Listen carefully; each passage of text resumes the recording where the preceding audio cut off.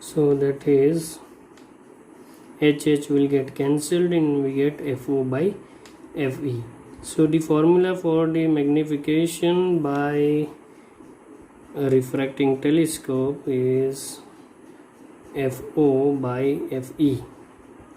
Now here notice that if you want to increase the magnification of the telescope to the value of FE, that is the focal length of the eyepiece should be as small as possible and the focal length of the objective should be as large as possible.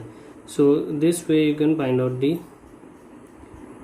magnification for the refracting telescopes.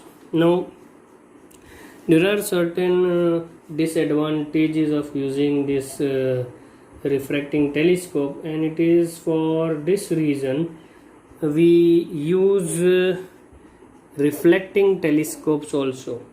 Now what happens in case of reflecting telescopes is that instead of using lens as an objective we use mirror, concave mirror as an objective. तो एक example जो है reflecting telescope का, reflecting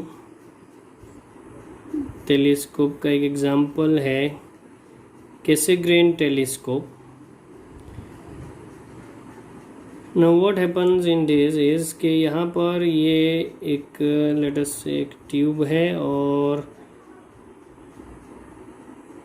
ये एक tube है और यहाँ एक मिरर रखा गया है and this is a concave mirror. So this is a concave mirror which is kept over here. Now what happens is the rays from a distant object will come and strike this concave mirror. यहाँ पर ऐसे strike करेगी और strike करने के बाद reflect होगी और रिफ्लेक्ट इस तरीके से स्ट्राइक करने के बाद रिफ्लेक्ट होगी और जहाँ पर वो मिलेगी वहाँ पर उसकी इमेज बनेगी. तो इस केस में ये हो सकता है कि where we have to be to see the image, हमें कहाँ रहना पड़ेगा, हमारी आंखें कहाँ होनी चाहिए कि ओवर हियर यहाँ पर होनी चाहिए. तो यहाँ पर एक छोटा सा स्मॉल केज बनाया जा सकता है जिसमें कि जो भी व्यूअर है वो देख सके. बट ऑफ कोर्स वो थोड़ी सी लाइट तो ब्लॉक करेगा ही, बिकॉज जो लाइट यहाँ से आ रही है वो बीच में ब्लॉक हो जाएगी. एक दूसरा तरीका इसका ये भी है कि instead of person sitting over here and viewing, हम यहाँ पर एक कॉन्वेक्स मिरर लगा देते हैं. So we put a convex mirror over here. Now whatever rays are coming over here, reflect होने के बाद वो यहाँ से वापस एक बार रिफ्लेक्ट होगी और ये वापस रिफ्लेक्ट होकर बाहर निकलेगी and here we are putting an eyepiece and we can view it from here also. So that would be more convenient. इस तरीके से हम कैसेग्रेन टेलीस्कोप को यूज़ कर सकते हैं जिसमें ये ऑब्जेक्टिव है, पर इस बार ऑब्जेक्टिव में लेंस की जगह मिरर यूज़ किया गया है. तो क्या क्या डिसएडवांटेजेस हैं टेलीस्कोप के रिफ्रैक्टिंग और वो रिफ्लेक्टिंग टेलीस्कोप में नहीं है, वो हम देख लेते हैं. पहला तो ये है कि the disadvantages or the shortcomings of refracting telescope. Now पहला तो ये है कि because lenses are used, यहाँ पे लेंस यूज़ किया जाता है, तो फर्स्ट ऑफ ऑल तो इट इज़ वेरी बल्की, बहुत ही बल्की हो जाते हैं क्योंकि लेंस भारी होते हैं काफ़ी. दूसरा कि क्योंकि लेंस यूज़ किया जाता है तो we have to take a lot of care, because lens थोड़ा सा भी गिर जाए तो टूट जा सकता है बिल्कुल ही.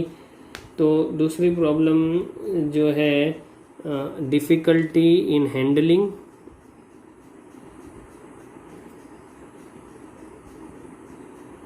तीसरी प्रॉब्लम जो रिफ्रैक्टिंग टेलीस्कोप में आती है वो है कि in case of reflecting telescope we are using lens. तो लेंस को जो है हम किसी भी साइड से खड़ा करने के लिए सपोर्ट नहीं दे सकते, क्योंकि लेंस की दोनों सरफेसेस इंपॉर्टेंट है। एक से रे आएगी और दूसरी से रे बाहर रिफ्रैक्ट होगी, जबकि मिरर्स में ऐसा नहीं होता। एक सरफेस पे तुम सपोर्ट दे सकते हो उसको, बिकॉज वो जो है एक सरफेस रिफ्लेक्टिंग होती है, बाकी की दूसरी सरफेस जो है वो रफ सरफेस होती है, नॉन रिफ्लेक्टिंग सरफेस होती है।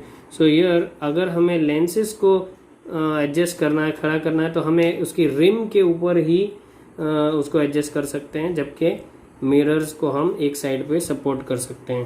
तो तीसरी जो प्रॉब्लम आती है वो है सपोर्ट की, कि lens can not be supported on the sides, any of the sides, it can be supported only on the rim. फिर चौथी जो डिफिकल्टी और प्रॉब्लम होती है वो है chromatic aberration. Chromatic aberration lens में होता है।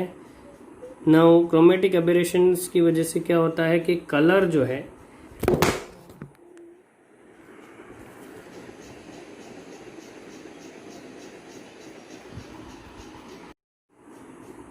क्रोमेटिक एबेरेशंस की वजह से कलर स्प्लिट हो जाता है। ये जो लेंसेज है रिफ्रैक्टिंग टेलीस्कोप में, उसमें रेज जो है कुछ रेज यहाँ से जाती है, कुछ रेज यहाँ से जाती है। तो जो रेज यहाँ पर जा रही है, तो यहाँ पर जो कोन है वो बहुत ज़्यादा है, यहाँ पर जो स्लांट है वो बहुत ज़्यादा है, जिसकी वजह से ये प्रिज्म टाइप के एक्ट करता है और उसकी वजह से कलर्स की स्प्लिटिंग हो सकती है। तो यानी रेड, ब्लू, वायलेट सब जो है वो कलर स्प्लिट हो जाता है, जिसकी वजह से हमें इमेज जो है वो क्लियर नहीं दिखाई देती, ब्लर दिखाई देती है। That is chromatic aberration. और दूसरा एक एबेरेशन भी है जो है स्फेरिकल एबेरेशन, वो भी लेंसेज में होता है। स्फेरिकल एबेरेशन की वजह से क्या होता है कि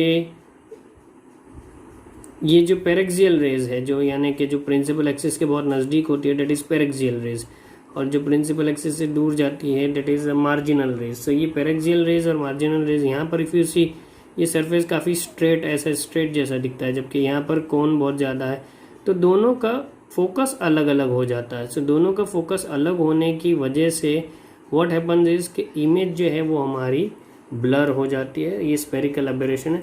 ऑफ कोर्स ये मिरर्स में भी हो सकता है, बट अगर हम पैराबोलिक मिरर यूज़ करें, पैराबोलिक, तो हम इसको भी एलिमिनेट कर सकते हैं। पैराबोलिक मिरर यानी instead of using the concave mirror like this, we can use the parabolic mirrors which are like this. तो यहाँ इस केस में यू कैन क्लियरली सी कि जो पैरेक्सियल है और जो मार्जिनल है वो बहुत ही नज़दीक रेज हो जाती है, एंड देयरफॉर जो स्फेरिकल एबेरेशन है उसको भी हम लिमिट या फिर अवॉइड कर सकते हैं। सो ये सारे जो है रिफ्रैक्टिंग टेलीस्कोप के डिसएडवांटेजेस है जो रिफ्लेक्टिंग में नहीं होते हैं, and that is why modern telescopes are reflecting telescopes, जिसमें ऑब्जेक्टिव में मिरर यूज़ किया गया होता है।